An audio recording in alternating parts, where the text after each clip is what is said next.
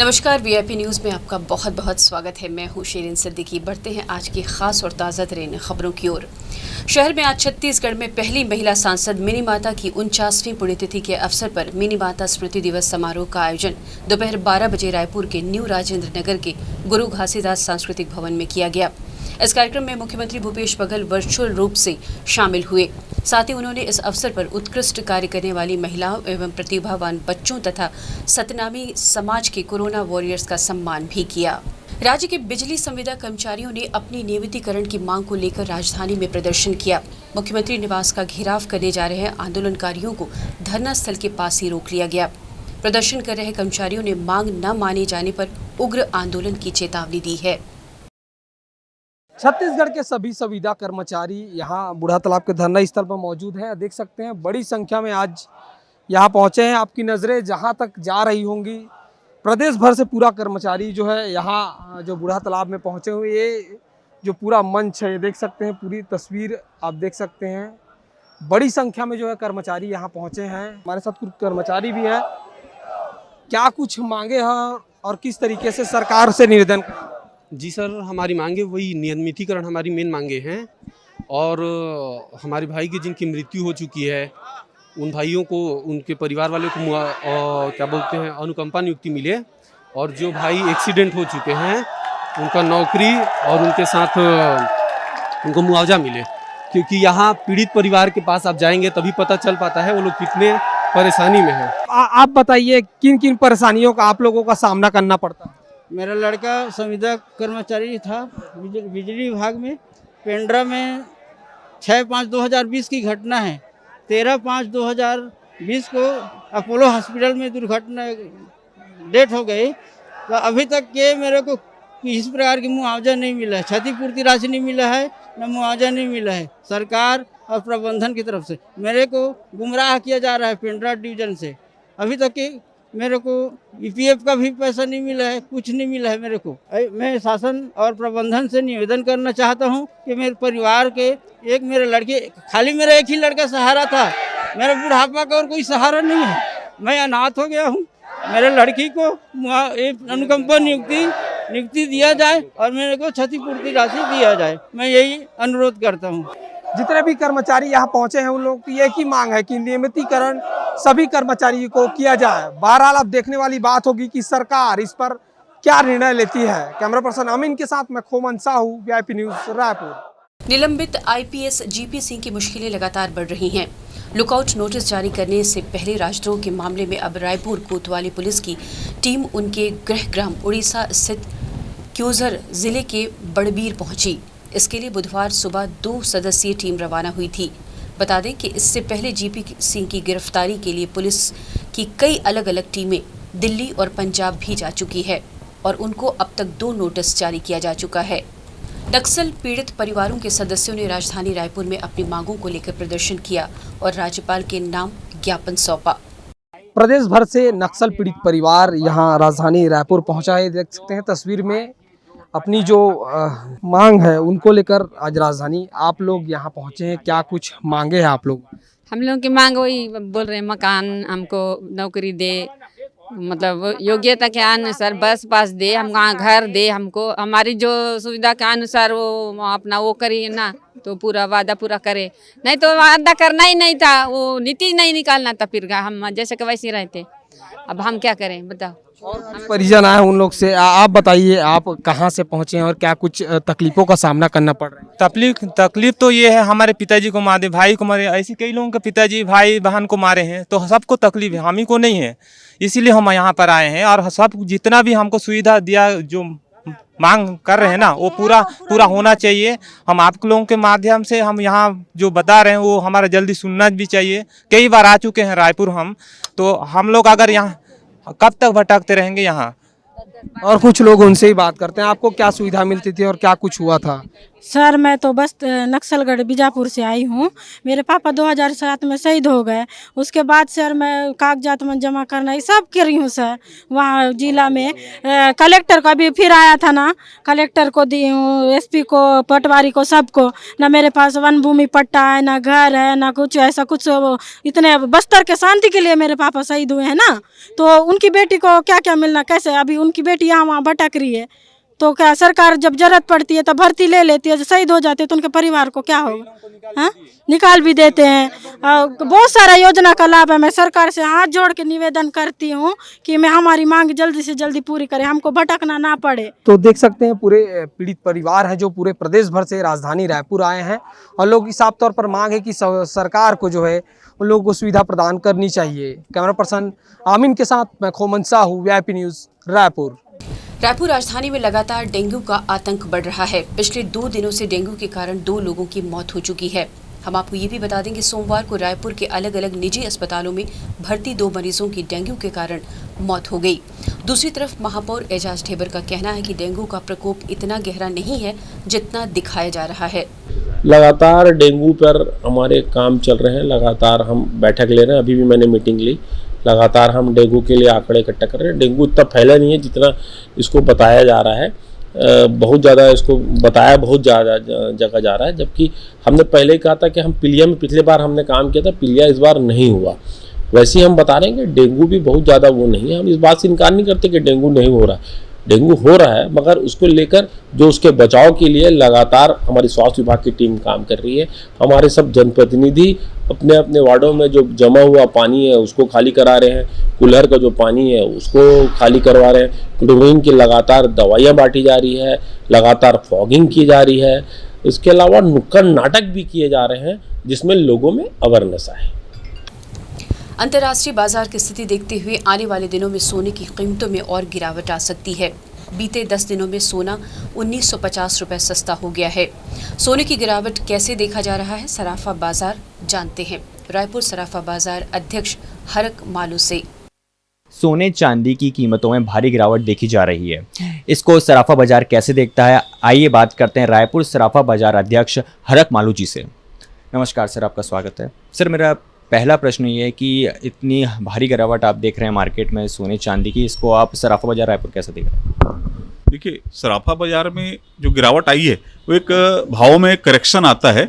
हम लोग जिसको अपनी भाषा में करेक्शन करते हैं, बढ़ते बढ़ते भाव एक बार नीचे आ जाता है वो फिर वापस से भाव बढ़ता है। तो एक करेक्शन आया है, इसमें निवेशक को निश्चित तौर पर फ़ायदा पहुंच रहा है और निवेशक को निवेश करना चाहिए। इस करेक्शन के बाद चूंकि आगे त्योहारी सीजन भी आ रहा है और अंतर्राष्ट्रीय बाजार में चूंकि एक करेक्शन इसलिए आया है कि अमेरिका ने जो अपनी नीतिगत निर्णय लिए हैं उसमें उन्होंने 2024 में पहले ब्याज दर बढ़ाने की बात की थी, अभी उन्होंने 2022 में ब्याज दर बढ़ाने की बात की है, जो एक उसके कारण ये करेक्शन आया है। शेयर के बाजार अप हुए हैं और सोने चांदी के बाजार कम हुए हैं। शेयर बाजार जैसे अप हुआ है और सोने चांदी की आप बात कर रहे हैं, तो आगे फ्यूचर इसका क्या देख रहे हैं? जैसे अभी ग्रोथ कहाँ तक जा सकती है, वी शेप रिकवरी आप देख रहे हैं? देखिए, ये इसके बारे में तो ज़्यादा कुछ कहा नहीं सकता, पर ये निश्चित है कि ये जो गिरावट आई है ये निश्चित तौर पे वापस पुराने जो 58,000 रुपये सोना गया था उस स्तर को क्रॉस करेगी। तो आपने सुना हरक मालू जी ने कहा है कि निवेशकों को घबराने की ज़रूरत नहीं है, ये वी शेप रिकवरी हो सकती है। हाईएस्ट 58,000 पे जब गया था सोना, उतना उस स्तर को वापस छू सकता है। कैमरामैन टिकेश्वर के साथ नवरत्न पाराशर, वीआईपी न्यूज़ रायपुर। देश में पहली बार आत्मसमर्पित नक्सली स्वतंत्रता दिवस की परेड में शामिल होंगे। भारत की आज़ादी के जश्न में राजनांदगांव जिले में आयोजित होने वाले स्वतंत्रता दिवस मुख्य समारोह की परेड में देश की मुख्यधारा में लौट चुके पूर्व आत्मसमर्पित नक्सली भी शामिल होंगे।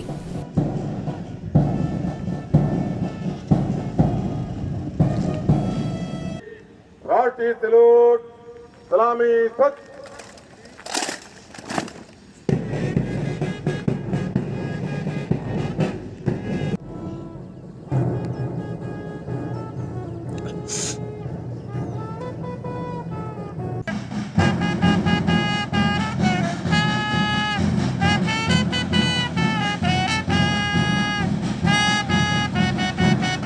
इस बार 15 अगस्त को जो जिला मुख्यालय में परेड आयोजित है उसमें एक ट्रूप पीटीएस से आया हुआ है, जिसमें कुछ सरेंडर नक्सली और नक्सली पीड़ित सदस्य जिनको पुलिस की नौकरी मिली है और कुछ अन्य लोग शामिल हैं जो उस दिन मार्च पास्ट में शामिल होंगे।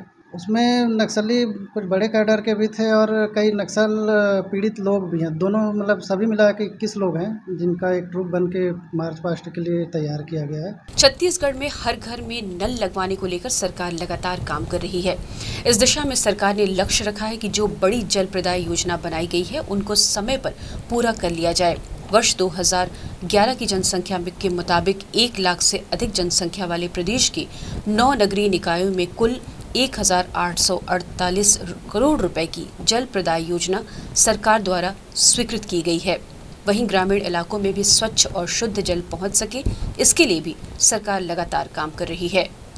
यहाँ पर लेते हैं एक छोटा सा ब्रेक, जल्द हाजिर होते हैं।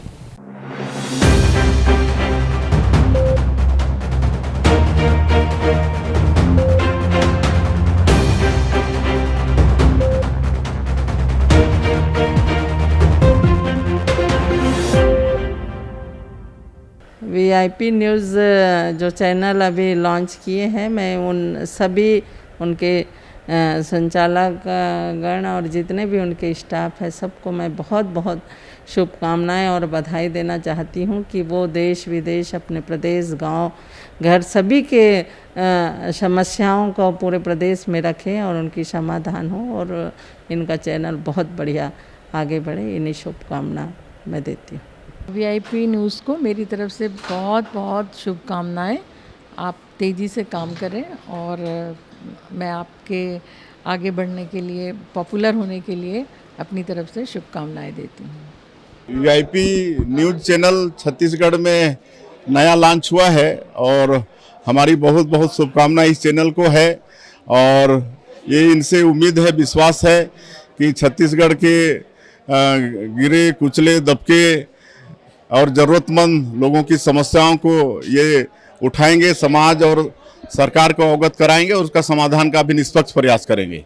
VIP न्यूज़ एक नया चैनल लॉन्च हो रहा है, उसके लिए उनको बहुत बहुत बधाई पूरे प्रदेश की ओर से। आपको बहुत बहुत शुभकामनाएं कि एक नया खबर नया उसमें आ रहा है और नए ढंग से एक VIP न्यूज़ शुरू हो रहा है और उसमें अच्छी खबरें आएंगी, ऐसा उम्मीद है। अपनी तरफ से बहुत बहुत बधाई और शुभकामनाएं।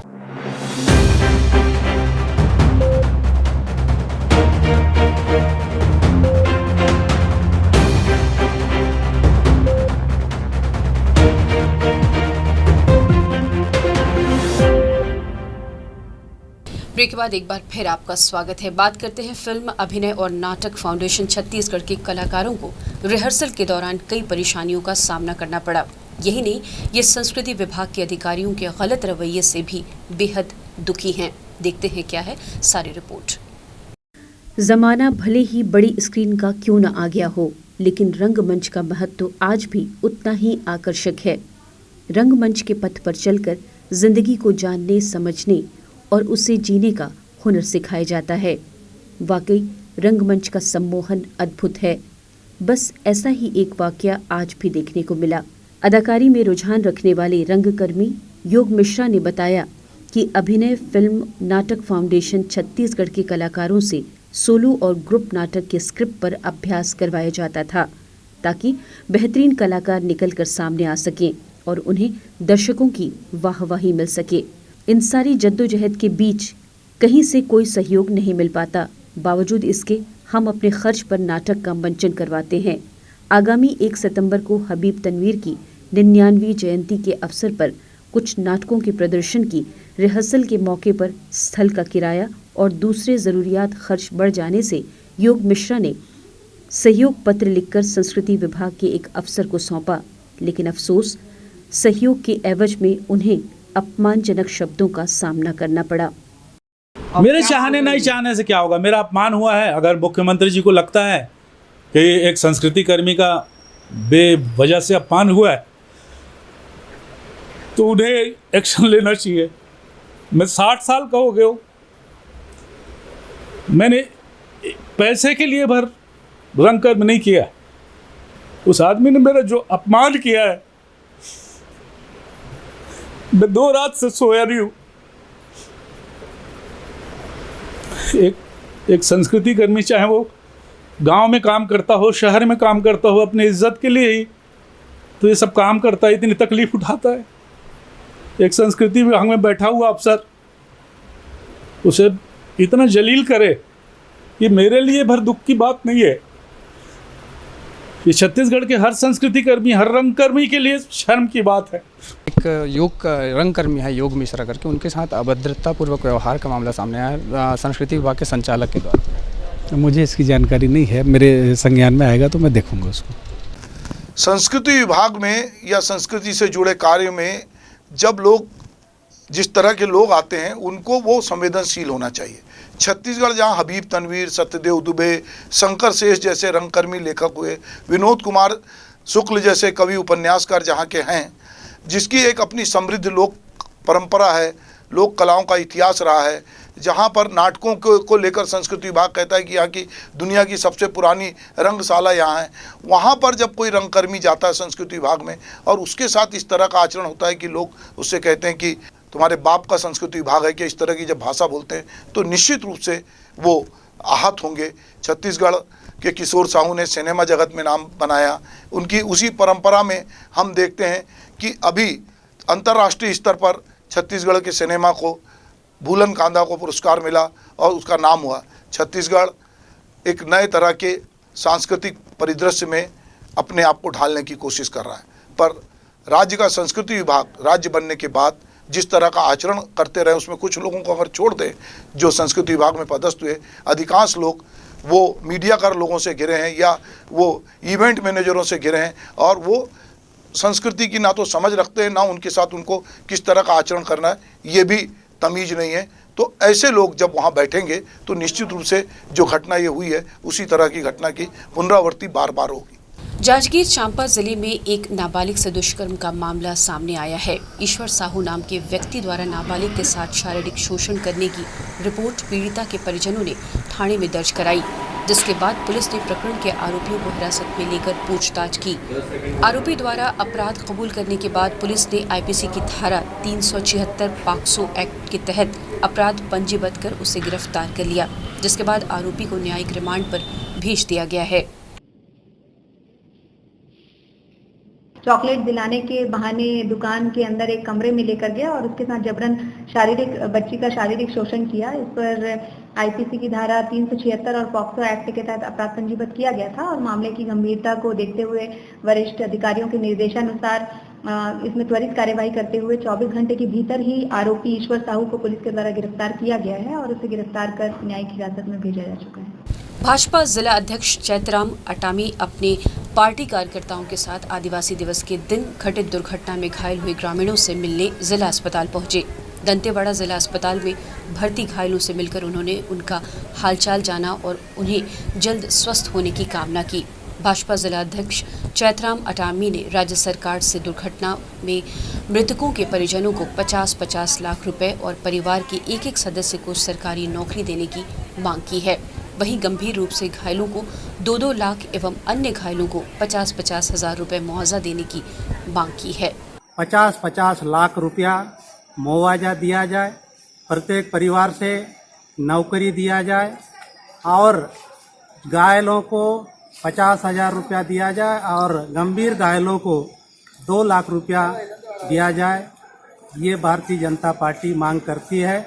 जांजगीर चांपा जिले के सीवनी गांव में स्वर्गीय पंडित धर्मदत्त पांडे जी की पुण्यतिथि पर उन्हें याद किया गया। सीवनी स्वास्थ्य केंद्र परिसर में आयोजित श्रद्धांजलि सभा में छत्तीसगढ़ विधानसभा के अध्यक्ष चरणदास महंत और जिले के प्रभारी मंत्री जयसिंह अग्रवाल शामिल हुए। स्वर्गीय पंडित धर्मदत्त पांडे की तेल चित्र में श्रद्धा सुमन अर्पित की गई। साथ ही उनकी याद में वृक्षारोपण भी किया गया और साथ ही कोरोना वॉरियर्स का सम्मान और दिव्यांगों को ट्राईसाइकिल वितरण भी किया गया। निश्चित तौर पे आने वाले समय में भी और बेहतर काम होंगे। जो काम छूटे हुए हैं उनको भी लिया जाएगा और सभी जनप्रतिनिधियों के मार्गदर्शन और सहयोग से हम लोग कोशिश करेंगे कि जिले में अच्छे से अच्छे काम हो। स्वर्गीय पंडित धर्मदत्त पांडे जी की आज 98वीं पुण्यतिथि है। तमाम वरिष्ठ जन यहाँ शिरकत किए थे। विकलांगों को साइकिल दिया गया, पौधारोपण किया गया और कोरोना वायरस को सम्मान किया गया। निश्चित ही आज का दिन याद करने योग्य है। यही कार्यक्रम हमारे यहाँ हर वर्ष संपन्न होता है। राजधानी में ज्वेलरी दुकान जाकर वहां से गहने पार करने वाली महिलाओं का गैंग फिर से सक्रिय हो गया है। इस बार सदर बाजार स्थित सोना चांदी गलाई करने वाली कृष्णा रिफाइनरी नाम की दुकान से 3 किलो चांदी पार कर ली गई, जिसकी कीमत 2,20,000 बताई जा रही है। बच्चों को अपने साथ लेकर आई 5 से अधिक महिलाओं ने इस वारदात को अंजाम दिया है। पूरी वारदात सीसीटीवी कैमरे में कैद हो गई है। घटना के बाद दुकान के संचालकों ने थाने में एफआईआर दर्ज करवाई, जिसके बाद कोतवाली पुलिस केस दर्ज कर संदेही महिलाओं की तलाश में जुट गई है। थाना कोतवाली क्षेत्र अंतर्गत सदर रोड में श्री कृष्णा रिफाइनरी नाम का एक व्यापारी की दुकान है।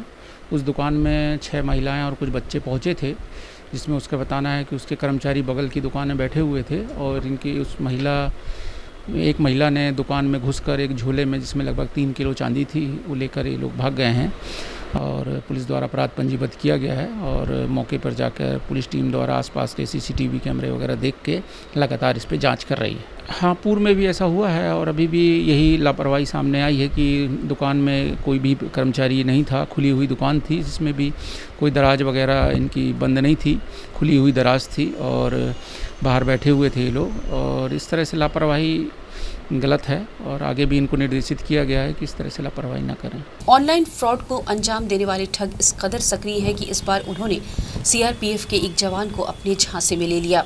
दरअसल सीआरपीएफ के प्रधान अध्यक्ष के पद पर पदस्थ लक्ष्मण यादव ने जस्ट डायल ऐप पर लोन लेने के लिए दिए गए मोबाइल नंबर पर संपर्क किया। इसके बाद ठग ने अपनी बातों में फंसाकर लोन दिलाने के नाम पर कुल 44,000 रुपए पीड़ित जवान से अपने खाते में जमा करवा लिया। अब ठगी का शिकार हुए सीआरपीएफ के जवान ने थाने पहुंचकर इसकी शिकायत दर्ज करवाई। वहीं टिकरापारा पुलिस धोखाधड़ी का मामला दर्ज कर जांच में जुट गई है। सीआरपीएफ के प्रधान आरक्षक से लोन दिलाने के नाम पे ठगी हुई है। उसने जस्ट डायल ऐप के माध्यम से कुछ लोन के लिए सर्च कर रहा था वो, तो उसी से किसी का उसका नंबर पता चला। उसने कॉल करके इसको कोटक महिंद्रा बैंक में लगभग 44,000 रुपये ठग के जमा करा लिए हैं और इसके प्रार्थी को जब पता चला कि उसके साथ ठगी हुई है तो उसने टिकरापारा थाने में आवेदन दिया है और इसके आधार पर अपराध पंजीबद्ध किया गया है, विवेचना की जा रही है। अब वो लोन दिलाने के नाम पे ये लोग ठगी करते हैं कि प्रोसेसिंग फीस लगेगा, पहले इतना जमा कर दो फिर इतना लोन हो जाएगा। इस तरीके से धीरे धीरे ये लोग चरणबद्ध ढंग से ठगी करते जाते हैं और लोग ऐसे ठगी का शिकार हो जाते हैं। जांजगीर चांपा जिले के चांपा के निर्माणाधीन नारायणी धाम परिसर में वृहद वृक्षारोपण का आयोजन किया गया। नारायणी धाम सेवा समिति के सदस्यों ने पर्यावरण संरक्षण को ध्यान में रखते हुए मंदिर परिसर में 13,000 से ज्यादा वृक्षारोपण के महाअभियान का शुभारंभ किया, जिसमें चांपा नारायणी धाम से लेकर हसदेव नदी के तट और गांव-गांव में पहुंचकर वृक्षारोपण करने का संकल्प लिया गया।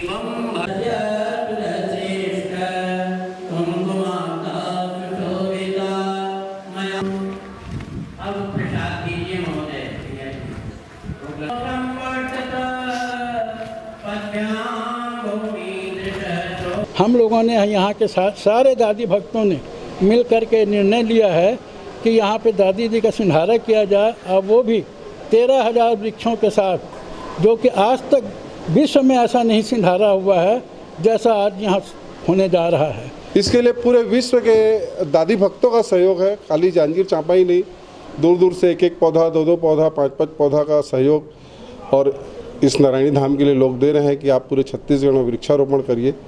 ये हमारा आज का सिंधारा उत्सव में 13,000 वृक्षों का लक्ष्य हम लोग लेकर के आज का शुभारंभ कर रहे हैं। जशपुर जिले के तपकरा वन परिक्षेत्र के अमडीहा गांव में करंट की चपेट में आ जाने से एक दंतैल हाथी की मौत हो गई। बताया जा रहा है कि यह हाथी सरकारी राशन दुकान में रखे चावल खाने गया था, जहां इस हाथी ने बिजली के तार को छू लिया, जिससे इसकी मौत हो गई। इसके साथ ही समाचार बुलेटिन फिलहाल यही खत्म होता है। इजाजत दीजिए, नमस्कार।